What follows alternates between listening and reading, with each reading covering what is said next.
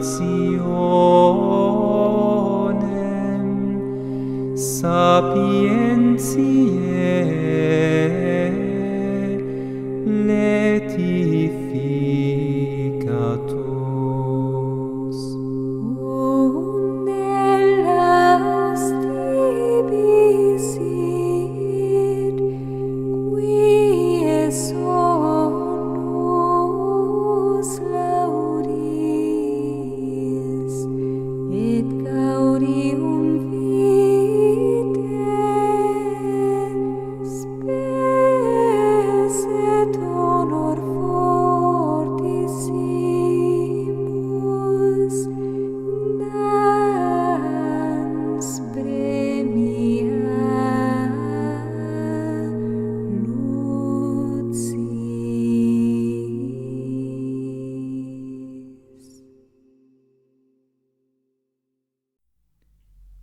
Sermões, de Santo Antônio.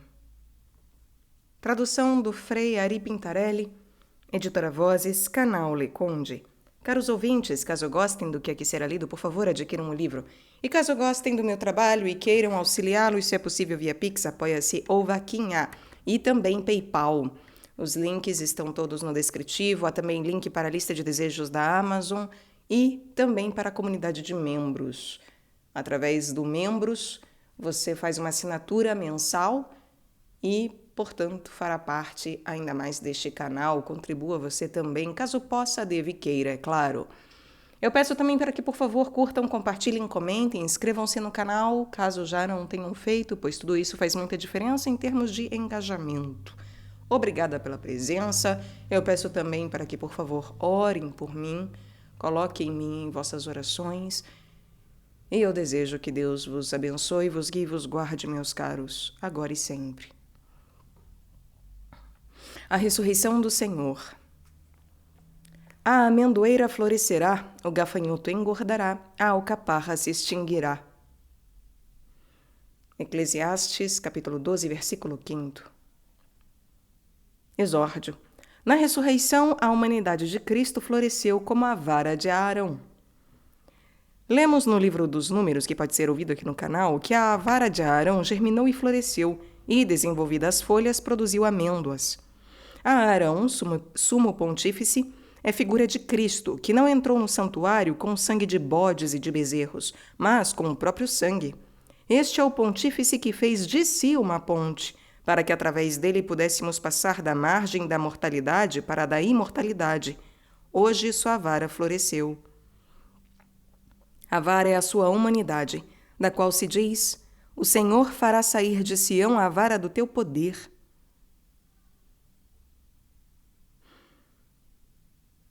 De fato, a humanidade de Cristo, por meio da qual a divindade exercia seu poder, teve origem em Sião, isto é, no povo judaico. Porque, diz-se no Evangelho, a salvação, isto é, o Salvador, vem dos judeus. Esta vara permaneceu quase árida no sepulcro por 3 dias e 3 noites, mas depois floresceu e produziu fruto, porque ressuscitou e nos trouxe o fruto da imortalidade. Primeiro, sermão alegórico. A amendoeira florescerá. Gregório diz que a amendoeira é a primeira de todas as árvores a lançar as flores, e o apóstolo diz que Cristo é o primogênito daqueles que ressuscitam dos mortos, porque ressurgiu por primeiro. Observa que a pena infligida ao homem era dupla: a morte da alma e a do corpo. Em qualquer dia que comeres, disse o Senhor, morrerás indubitavelmente da morte e da alma, e não poderás subtrair-te à lei da morte. De fato, outra tradução diz com maior precisão: tornar-te-ás mortal. Veio o nosso samaritano, Jesus Cristo, e sobre esta dupla ferida derramou vinho e óleo, para que com a efusão do seu sangue destruísse a morte de nossa alma. Com efeito, diz Oséias: eu os livrarei do poder da morte, eu os resgatarei da morte. Ó morte, eu hei de ser a tua morte. Ó inferno, eu hei de ser a tua destruição. Do inferno tomou uma parte, e uma parte a deixou, à maneira daquele que morde, e com sua ressurreição aboliu a lei da morte, pois deu a esperança de ressurgir. E não haverá mais morte. A ressurreição de Cristo está representada no óleo, que boia sobre todos os líquidos.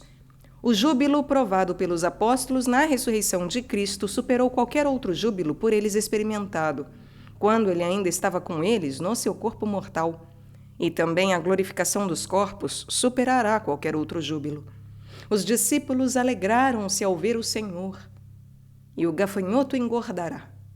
No gafanhoto é representada a igreja primitiva, que com a flor da ressurreição do Senhor se engrandeceu e foi tomada de maravilhosa alegria. De fato, Lucas escreve: não crendo eles ainda e estando fora de si com alegria, disse-lhes: tendes aqui alguma coisa que se coma? Eles apresentaram-lhe uma posta de peixe assado e um favo de mel. O peixe assado é figura do nosso mediador que sofreu a paixão, foi preso com o laço da morte nas águas do gênero humano e assado, por assim dizer, no tempo da paixão. Ele é para nós também o favo de mel, por motivo da ressurreição que hoje celebramos. O favo apresenta o mel na cera, e isto representa a divindade revestida da humanidade. E nesta mistura de cera e de mel, indica-se que Cristo acolhe na eterna tranquilidade, no seu corpo, aqueles que, quando sofrem tribulações por Deus, não desfalecem no amor da eterna doçura. Aqueles que caem baixo, por assim dizer, são assados pela tribulação, serão saciados lá em cima pela verdadeira doçura. Observa que hoje o Senhor apareceu 5 vezes, primeiro a Maria Madalena, depois de novo a ela enquanto estava junto com outros, quando corria para dar a notícia aos discípulos, depois a Pedro, a seguir a Cleofas e ao seu companheiro, enquanto iam a Emaús, e por fim aos discípulos, estando fechadas as portas, depois do retorno dos 2 discípulos de Emaús. Eis, pois, de que modo o gafanhoto engordou com a flor da amendoeira, quer dizer, de que modo a igreja primitiva foi alegrada pela ressurreição do Senhor. Quando o sol queima, o gafanhoto faz saltos e voos. Assim, a igreja primitiva, no dia de Pentecostes, quando o Espírito Santo a inflamou, fez em todo o mundo os saltos e os voos da pregação. Em toda a terra difundiu-se o som de sua voz.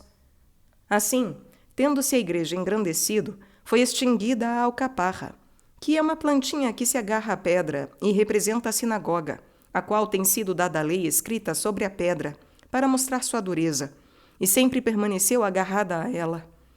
Este é um povo de dura cerviz. Quanto mais a igreja crescia, tanto mais a sinagoga desagregava-se. Concorda com isso aquilo que se lê no 2º livro dos Reis. Houve, pois, uma longa guerra entre a casa de Saul e a casa de Davi, adiantando-se Davi e fortificando-se cada vez mais, enquanto que a casa de Saul decaía todos os dias. A casa de Davi é a igreja. A casa de Saul, que se interpreta aquele que abusa, representa a sinagoga que, tendo abusado dos dons especiais de Deus, recebeu o libelo de repúdio e abandonou o tálamo do esposo legítimo. Quão foi longo o dissídio entre a igreja e a sinagoga é demonstrado pelos Atos dos Apóstolos. A igreja crescia porque cada dia o Senhor acrescentava a ela aqueles que eram salvos. A sinagoga, porém, diminuía cada dia. Daí que Oséias diz: chama-o de não meu povo, porque vós já não sois meu povo, e eu não serei o vosso Deus. E ainda, esquecer-me-ei totalmente deles. Compadecer-me-ei, porém, da casa de Judá, isto é, da igreja. A Jesus Cristo, pois, honra e glória nos séculos. Amém. Segundo, sermão moral. Florescerá a amendoeira, etc. Agora veremos o que significam, em sentido moral, a amendoeira, o gafanhoto e a alcaparra. Nestas 3 entidades estão representadas a generosidade da esmola, a consolação do pobre e a destruição da avareza. Generosidade da esmola. A amendoeira florescerá, isto é, o esmoleiro. A ele diz Isaías: de manhã florescerá a tua semente. A semente é a esmola que de manhã, isto é, tempestivamente, deve florescer na mão do cristão antes de qualquer outra atividade material, como a amendoeira floresce antes das outras árvores. Observa que na flor existem 3 elementos: a cor, o perfume e a promessa do fruto. Com a cor alegra-se a vista, com o perfume delicia-se o olfato, com o fruto satisfaz-se o gosto. Assim é com a esmola. Na sua cor, restaura-se, por assim dizer, a vista do pobre, que tem o olho dirigido para a mão de quem doa. De fato, Pedro, junto com João, disse ao coxo: "Olha para nós." Então ele os olhou, na esperança de receber deles alguma coisa. E aqui, não sem desgosto, devemos denunciar aquilo que fazem os prelados da igreja e os grandes deste mundo. Eles fazem esperar por longo tempo à sua porta os pobres de Cristo, que imploram e pedem a esmola com voz lacrimosa, e finalmente, só depois que eles se fartaram muito bem e não raras vezes embriagados, mandam que se lhes dê alguma sobra da sua mesa e as lavagens da cozinha. Por certo, Jó não se comportava assim, amendoeira que florescia a tempo e que diz: "Jamais neguei aos pobres o que pediam, nem fiz esperar os olhos da viúva. Nunca comi sozinho o meu bocado sem que o órfão também comesse o seu, porque desde a minha infância cresceu comigo a piedade e a comiseração." E isso o dizia falando do alimento. Ouça o que diz do vestido: "Jamais desprezei um peregrino, porque não tinha de que vestir-se, e um pobre que não tinha de que cobrir-se. Abençoaram-me os seus membros, e com a lã das minhas ovelhas se aqueceu." Igualmente o perfume da esmola edifica o próximo, porque recebe dela o bom exemplo e glorifica a Deus, enquanto o espírito daquele que dá se consola na esperança de receber seu fruto na vida eterna. Consolação do pobre. O gafanhoto engorda. Naum diz que, no tempo de frio, os gafanhotos refugiam-se nas sebes. Assim, os pobres, no rigor da pobreza que os angustia, literalmente refugiam-se junto às sebes, pedindo esmola aos passantes como leprosos, rejeitados pelos homens. Ou também as sebes, nas quais existem ramos pontudos e espinhos, representam as pontadas, as dores e as doenças dos pobres. Eis quanto sofrimento! E por isso, quanta é necessária a consolação. O gafanhoto engorda com a flor, o pobre é consolado com a esmola. Por isso já diz: "A bênção do que estava a perecer vinha sobre mim, e consolei o coração da viúva." E o Senhor, por boca de Isaías: "Aqui é o meu descanso. Reparai as forças do que está fatigado, e este é o meu refrigério." E eles não quiseram ouvir-me. E, portanto, também eles, quando gritarem: "Senhor, Senhor, abre-nos", não serão ouvidos. Agora, na pessoa de seus pobres, o Senhor está à porta e bate. Ser-lhe-á aberto quando o pobre for saciado. Saciedade do pobre, repouso de Cristo. O que tiverdes feito a um destes meus irmãos mais pequeninos, a mim o fizestes. E observa que diz engordará, impingabitur, engordará. A gordura tem algo em comum com o ar e o fogo. Por isso boia sobre a água, porque o ar que existe nela a sustém. Igualmente, a consolação do pobre participa do ar da devoção que ele recebe em relação a si mesmo e do fogo da caridade que tu dás em relação a ti. A devoção o eleva para que reze por ti. De fato é dito: "Repõe a esmola no seio do pobre e ela rogará por ti", a fim de que te sejam perdoados os pecados, para que tua mente seja iluminada pela graça e te seja dada a vida eterna. Destruição da avareza. A alcaparra se extinguirá. A raiz da alcaparra agarra-se à pedra, na qual é representada a dureza do avarento, que não se enternece diante das misérias dos pobres. O avarento é como Nabal, do qual se diz no primeiro livro dos Reis que era um homem duro e muito mau. Os mensageiros de Davi lhe disseram: "Viemos a ti em muito boa ocasião. Dá a teus servos e a Davi teu filho qualquer coisa que tiveres à mão." Ele lhes respondeu: "Quem é Davi? E quem é o filho de Jessé? Hoje são numerosos os servos que fogem aos seus senhores. Pegarei eu, portanto, meu pão, a minha água e a carne dos animais que matei para os que tosquiam minhas ovelhas? E dá-los-ei a homens que não sei de onde são?"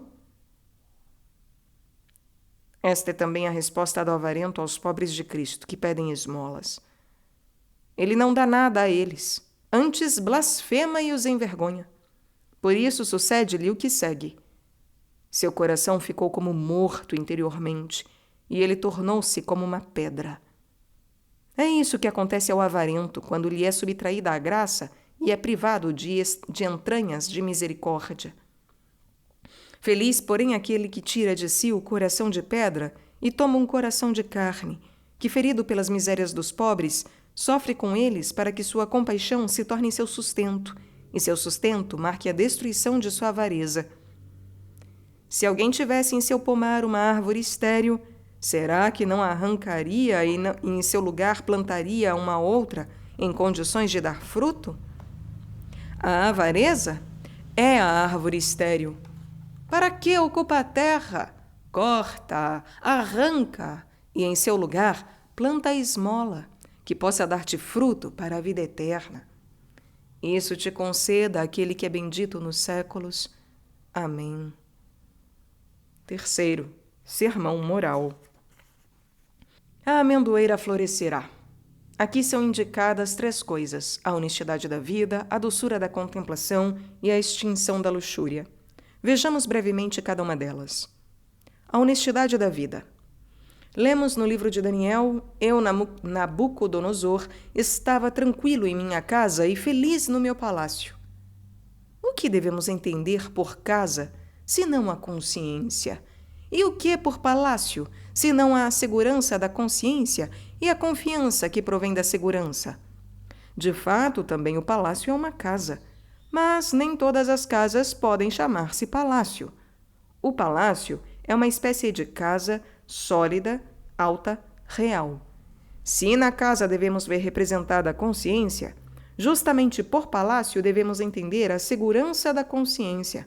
Portanto, senta-se tranquilo na sua casa aquele ao qual a consciência não remorde. Uma adequada reparação e penitência pelos pecados passados e uma vigilante atenção para evitá-los no futuro tornam a consciência tranquila. Está, pois, tranquilo em sua casa aquele ao qual a consciência não remorde, nem pelas culpas passadas, nem por aquelas presentes.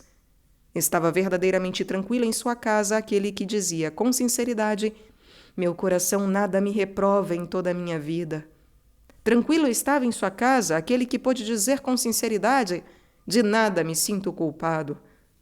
Naquele tempo estava verdadeiramente tranquilo em casa e prosperava no seu palácio quando dizia: a nossa glória é esta, o testemunho da nossa consciência. E já que na flor está a esperança do fruto, justamente na flor é representada a perspectiva segura dos bens futuros.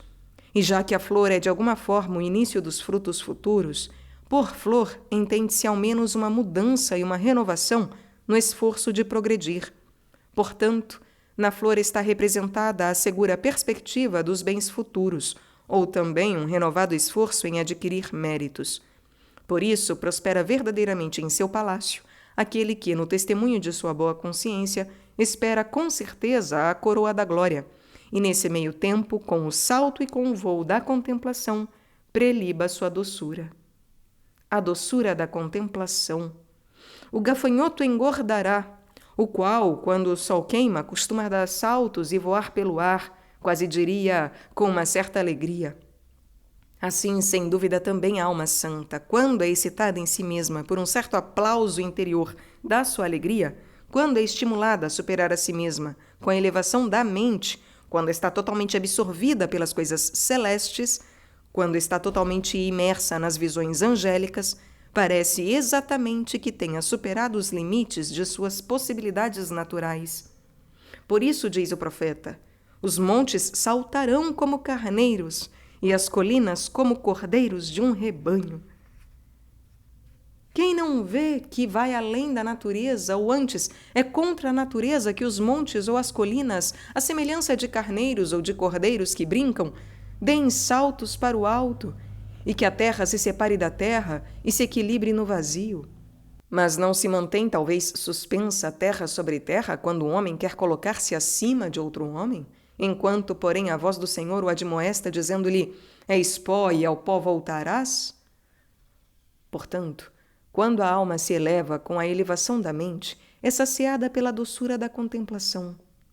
Lemos no Cântico dos Cânticos: quem é esta que sobe do deserto inebriada de delícias, apoiada sobre o seu amado.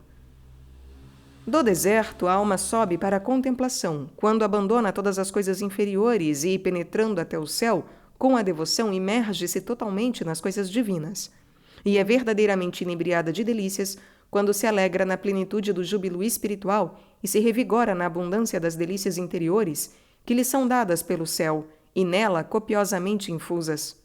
A alma apoia-se no seu amado quando nada presume de suas forças, nada atribui a seus méritos, mas tudo à graça do seu amado. Na realidade, foi ele que nos fez, e não nós a nós mesmos. E Isaías, tu fizeste para nós todas as nossas obras. E qual seja a utilidade desta engorda do gafanhoto, é expressamente dito por aquilo que segue. A extinção da luxúria. A alcaparra se extinguirá. Isto se refere aos rins, e já que na zona dos rins tem sede a luxúria, na alcaparra é indicada a luxúria, que é destruída quando a alma é enchida pela doçura da contemplação acima descrita. De fato, Daniel diz, tendo eu ficado sozinho, vi esta grande visão, e não ficou em mim vigor algum, mudou-se o meu semblante, caí desfalecido e perdi todas as forças. E Jó, a minha alma prefere um fim violento e os meus ossos a morte. Perdi a esperança, não viverei mais. Eis de que maneira é destruída a alcaparra. Daniel, o homem dos desejos, representa o contemplativo que permanece sozinho quando despreza todas as coisas exteriores e com a corda do amor amarra-se à doçura da contemplação. E então, com a mente iluminada, vê a grande visão, mas que ainda não pode compreender, já que cá embaixo é contemplada através de um espelho, como em enigma, não ainda face a face. Quando a alma é iluminada e elevada dessa maneira, desfalece a força do corpo, o rosto torna-se pálido, a carne é prostrada e não se importa com os prazeres do corpo e do tempo presente, nos quais já não quer absolutamente viver como fazia antes, pois já não é mais ela que vive, mas vive nela a vida de Cristo, que é bendito nos séculos. Amém. Quarto, sermão anagógico, místico. A amendoeira florescerá, o gafanhoto engordará, a alcaparra se extinguirá. Nestas três comparações, são misticamente indicadas a ressurreição do corpo, a glorificação da alma e a destruição da morte.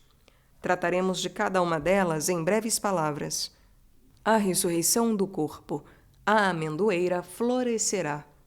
Em Jó encontramos: uma árvore tem esperança. Se for cortada, torna a reverdecer e brotam os seus ramos. Se sua raiz envelhecer na terra e morrer o seu tronco no pó, ao cheiro da água, reverdecerá novamente e fará a copa, como no princípio quando foi plantada. Embora a árvore, isto é, o corpo do homem, seja cortado pelo machado da morte, seja envelhecido, decomposto na terra e reduzido a pó, todavia o homem deve ter esperança que ele reflorescerá, isto é, ressurgirá, e que seus membros tornarão a crescer, e que, ao cheio da água, isto é, pela munificência da sabedoria divina, brotará de novo, retornará ao seu esplendor, reconstituirá sua copa no que se refere à imortalidade, como quando foi plantado pela primeira vez no paraíso terrestre. De fato, a primitiva condição do homem no paraíso terrestre foi a possibilidade de não morrer. Mas, por causa do pecado, lhe foi imposta a pena de não poder não morrer. Agora, na eterna felicidade, resta-lhe uma terceira maneira de ser: não poder mais morrer. A amendoeira, pois, florescerá. Diz o Salmo: refloresceu a minha carne, e com todas as minhas forças cantarei seus louvores. Recorda que a carne do homem floresceu no paraíso terrestre antes do pecado, floriu depois do pecado, mas refloresceu na ressurreição de Cristo. Superflorescerá, isto é, florescerá perfeitamente na ressurreição final. E então o gafanhoto engordará, quer dizer, a alma será glorificada. Saciar-me-ei com a visão da tua glória. E ainda alimentou-os com a flor do trigo e os saciou com o mel que sai da rocha. O trigo e a rocha são figuras de Cristo, Deus e o homem. Na miséria da peregrinação terrena é trigo para nós porque restabelece. É rocha porque acolhe aqueles que se refugiam nele e os defende. Os penhascos dão abrigo às marmotas, isto é, aos pecadores convertidos. Na glória da pátria será para nós flor de trigo e mel da rocha, porque nos nutrirá com o esplendor da sua humanidade e nos saciará com a doçura da sua divindade. De fato, diz Isaías, vereis e alegrar-se-á o vosso coração. Eis a engorda do gafanhoto. E os vossos ossos germinarão como erva fresca. Eis a flor da amendoeira. Vereis o esplendor da humanidade e o vosso coração se alegrará com a doçura da divindade. E então a alcaparra se extinguirá, diz o apóstolo, quando este corpo corruptível se vestir de incorruptibilidade e este corpo mortal se revestir de imortalidade, então cumprir-se-á a palavra da Escritura, nas acima citadas passagens de Isaías e de Oséias. A morte foi tragada pela vitória. Onde está, ó morte, a tua vitória? Onde está, ó morte, o teu aguilhão? O aguilhão da morte é o pecado, e a força do pecado é a lei. Portanto, sejam dadas graças a Deus que nos deu a vitória por meio de nosso Senhor Jesus Cristo. Ele é bendito nos séculos. Amém.